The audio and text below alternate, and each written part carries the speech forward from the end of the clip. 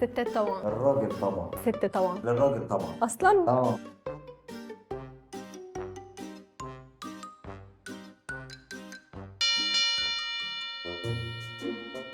يا فتاح يا عليم يا رزاق يا كريم. اذكر اسرع موفون يرد بين الرجل والست. للست طبعا. للراجل طبعا. اصلا بتاخد وقت قد ايه عشان تعمله موف؟ والله هو لو ما يستاهلش، وفي الغالب بيطلع ما يستاهلش، عادي من تاني يوم. لازم نص ساعة وانزل أجر ساعة بلاي ستيشن ولا ساعة أرض كورة والموضوع انتهى.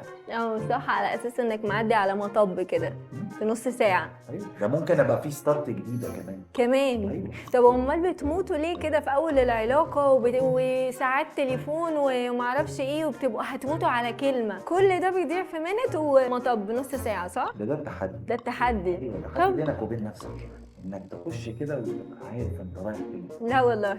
طيب بتستغربوا ليه بقى لما احنا من تاني يوم بننزل ستوريهات خارجين مع اصحابنا مع الشله كلها سواء رجاله او ستات؟ لا بس وبتبقوا في ستوري هتموتوا في الاول كده بتاعت الكانونا والبقى تلاقي اللي واحده بينك وواحده زرقاء وواحده خضراء.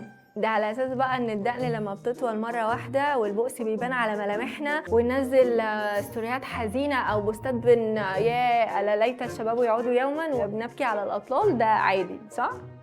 لا ممكن بتبقى نظره للماضي. نظرة. تمام. وبالنسبة يعني لقطة البلوك اللي بتتعمل واحنا جامدين جدا ومش فارق معانا حاجة، ونلاقي الاكونتات الفيك اشتغلت على البروفايل عندنا، ده انزو احسن ما بخش في الفيو وابقى باين كده وباين ان انا هموت على اللي قدامي، واخش في فيو البنت الجديده. اعتراف اهو. بقارن. اعتراف اهو. ايوه طبعا. بتتكلم انه بخش على البنت الجديده وبقارن. مين قال ان احنا بنقارن؟ غالبا كده 3/4 الرجاله اصلا اللي بيعرفوهم بعد كده، يعني البنات اللي بيعرفوهم علينا بعد كده، يعني الواحد هيقول ايه؟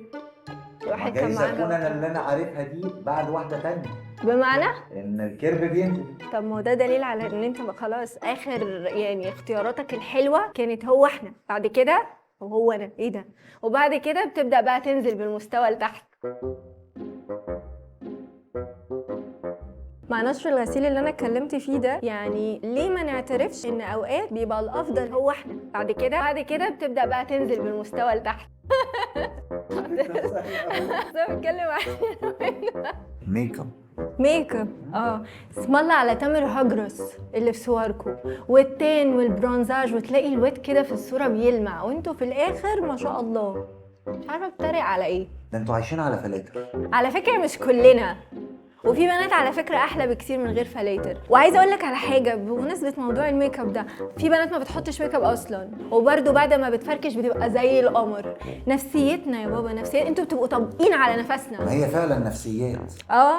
بالظبط كده. استنى بس ثواني. هو بالنسبه للموضوع بقى بتاع الشحتفه وتتصلوا على التليفون بعد الفركشه، والله انا متاثر قوي، والله انا مش قادر انساكي، فاكره ايام ما كنت بقف لك تحت الشباك. صلي على النبي كده واهدي، انا اروح اجيب حاجه نشربها ونحل الموضوع ده. عليه الصلاه والسلام. هو راح فين ده؟ اهدى بقى شويه. ضري. ايه ده؟ امال فين سندوتشات الشاورما؟ اجيب لك توميه بالمره كمان. وبطاطس بقى شكلك جعانه. جدا. ماشي. ايه بقى نتكلم جد؟ اوكي ماشي. ايه بقى نعمل ايه في الموضوع؟ عايز نتكلم جد؟ موف اون. طيب اول حاجه عشان اعمل موف اون حلو سليم، ما بقاش بقى بنعمل جو الاستعباط اللي احنا كنا بنتكلم فيه، وفكره ان انا من تاني يوم ومن نص ساعه. لا ولا نص ساعه بلاي ستيشن، ولا مفيش الكلام ده. مفيش صح؟ طب الحمد لله ان انا ما انكرش مشاعري دي. يعني طبيعي ان مريت بتجربه قعدت معاك سنين او حتى شهور، اكيد سابت فيك تفاصيل، علمت فيك، كان في بينكم تفاصيل حلوه، ذكريات و اكيد كل ده مش هيضيع في لحظه انفصال حتى لو كانت الطريقه سخيفه.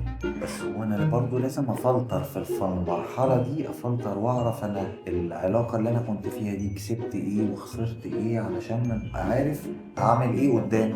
ايوه، ما ده يعني ده هيجي بعد نقطة فكرة ان انا اصرح بمشاعري دي واخرجها باي طريقة ممكنة. افضل حاجة ان انا ابعد عن الناس في النقطة دي، ان انا ادخلهم في مرحلة الموف اون. انا اقابل ناس صحابي واخرج واتفسح واتكلم مع دول عادي، بس هبعدهم عن نقطة ان انا بموف اون من علاقة. عايزه اتكلم وخلاص هطق اتكلم مع ربنا على سجاده الصلاه ايا كانت الطريقه، بس اتكلم مع ربنا، اقعد اتكلم مع نفسي. اما اخرج المشاعر دي زي ما بتقول فكره انه هتبدا تقيم. طب هنقيم ايه بقى؟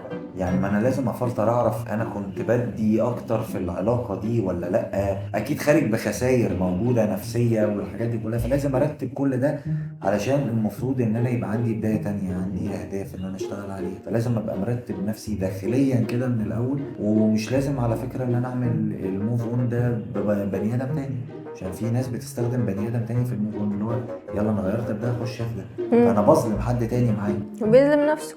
بس. فبالتالي ده كده هو. وكمان نقطة ان انا كل المشاعر اللي انا كنت بديها للشخص، وقتي، مجهودي، طاقتي، كل الحاجات دي، بدل ما انا بقى كنت بديها لواحد تاني ما تقدرتش او ما كانتش في مكانها الصح عشان الالفاظ تكون في اماكنها المظبوطة، ان انا ابدا اوجهها لنفسي انا، اديها لنفسي انا. كل ما هعمل كده كل ما هوصل لمرحلة ان انا اطور. اكيد طبعا، وهعرف ابدا بدايه صح لنفسي. ده حقيقي. انا اكتر رسالة احب جدا ان كل الناس تفهمها، انه مش معنى دخول شخص حياتي وخروجه منها نهاية العالم.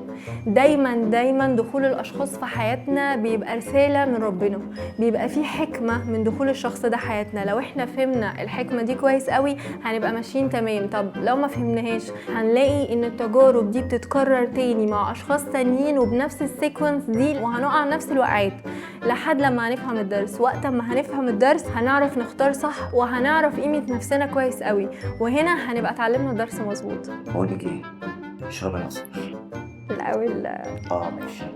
تمام.